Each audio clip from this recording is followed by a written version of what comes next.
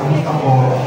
So una, I guess, nag-uusap ka namin ni Miss Beba na nung kami, o ako, noong kailan nila grade 3. So, for the most part, bilhin talaga ako kasi noong grade 3 ako, hindi ako makasaulo ng ganyan. Diba? Ako din personally, natutuwa ako kapag yung halata na medyo nakakalimutan yung bagets. Interested kasi ako dun sa paano kaya yung gagawin para maibalik sa kwento. So, believe ako sa gano'n.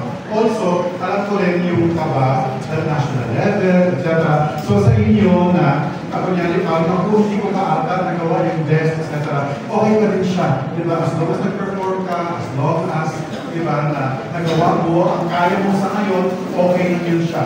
At dahil bata pa kayo, have a long way to go, marami pang question nangyari sa buhay. At sa tingin ko, more than the medals, more than the kung ano na panalunan, ang pinaka-importante ay identify.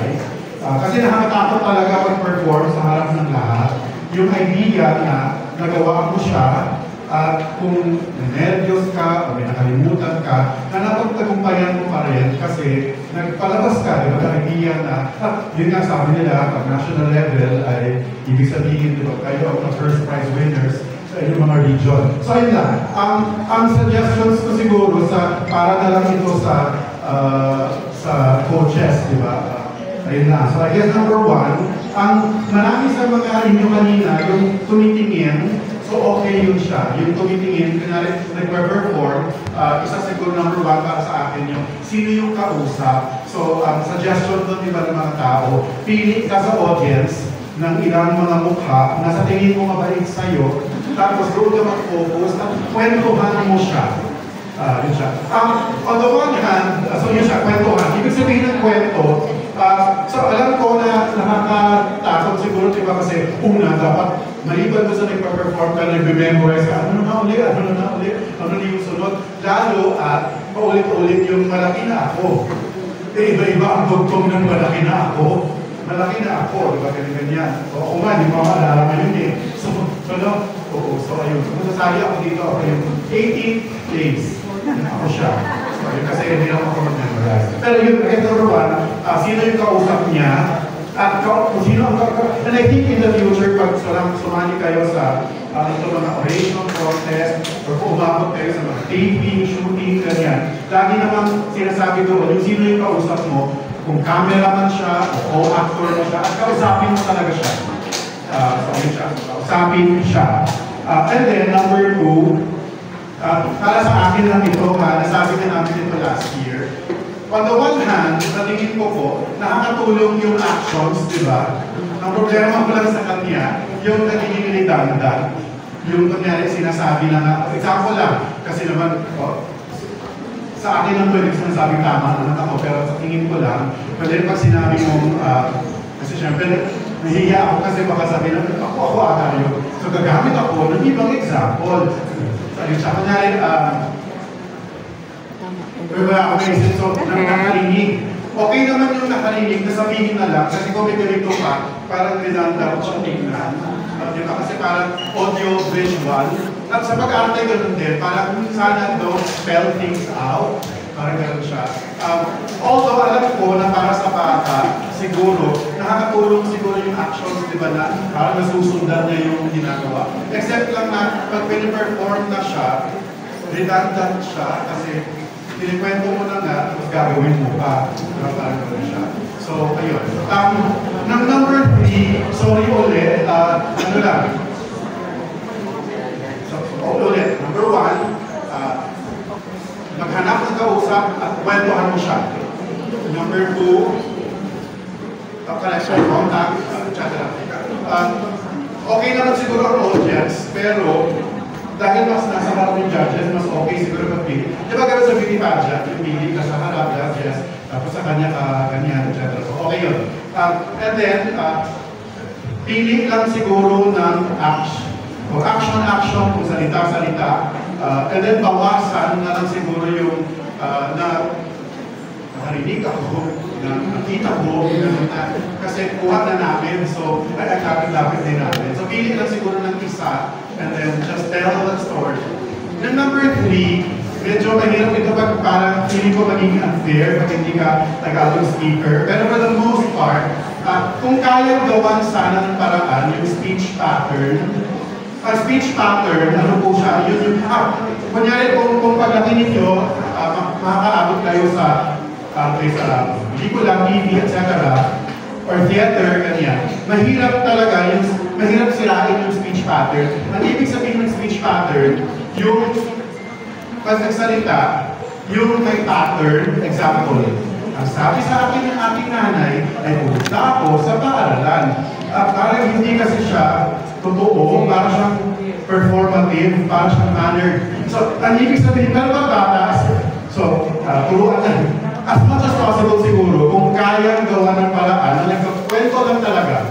And then, parang, of course, kunyari between, nag-iiyak ako, umiyak ka na lang kaya, yung parang ganyan, or, yun, am I making sense? So, speech pattern. Sa theater kasi, which I do, sa pelikula, sa television, pag may speech pattern ka, mahirap maging truthful kasi may tono siya.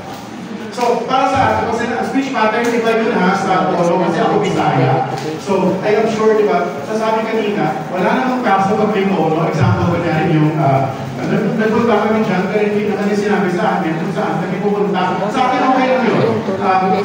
Kasi, as long as tulog-totoo siya, iba yung, tapos nagpunta kami dito, tapos nagsabi sa akin yung driver, hindi daw ganyan. Iba yun, okay yun, kesa sa, nagpunta kami dyan, tapos sinabi sa amin ng driver, doon kami pupunta.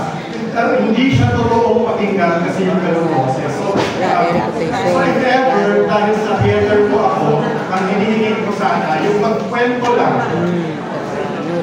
Example, bakit kasi ako nagsasabi ng example? Example, parang yung isang araw, nagpunta siya sa akin. Nakita ko, yung teacher namin, ayoko na lang yung kiko kasi hindi ko siya memorize. So iba na lang, kanyari yung mga, tapos nagpunta ako, tapos nasabi sa akin ng teacher, ay, ginagawa ko dyan. Tapos natakot ako, tapos sabi niya sa akin, bakit yun si teacher? Yung kwento lang. Tapos kung kakalaw yung kamay, kasi ganito, tapos malapit din lang naman kami sa harap lang kasi siya eh. So hindi mo kailangan i-spell out, kasi nakikita naman namin. So kunyari yung example naman, nakita ko, nakita ko siya, and then register sana na nakita, tapos tawa ako, ano dito? Yung, kasi mas totoo siya, panoorin, mas totoo siya, pakinggan. So yun lang. And then, doon naman sa memorization, siguro, ang masasuggest ko sa kanya, kasi teacher din ako, sa Ateneo, sa theater, ang sinasuggest siguro, kasi nga routine siya, di ba, yung i-picture sa utak,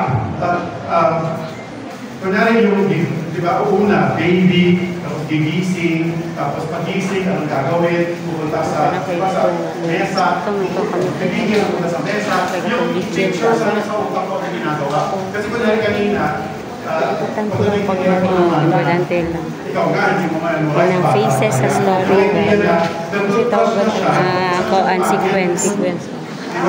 So, kahit yung logic, siguro na gano'n, yung 1, 2, ganyan. Unsa yung first event, second event. Sa classroom, ang gagawin, diba, natapos yung klase, pumunta sa kantin, bumili yung saging. Anak, muna yung pasabot. Yung picture sa utak para hindi mawala. Context clues. Kasi tawag mo? Context clues. Ay, di ko. Kasi context clue, kung ano na ka na word clue. More than anything, more than the memory, more than the sana na-enjoy nila, the idea lang na umapap dyan. Na siya ka nang sa kanaging magsabak ko. Kanaging mag-draft. Naging tayo ang mga schools, naging tayo ang mga kuya, classmates, na manalo ka.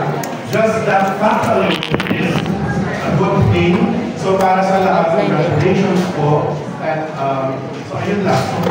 Kung may tanong, later. Pero salamat po. At congrats po sa inyo. Congrats sa mga bata. Salamat po.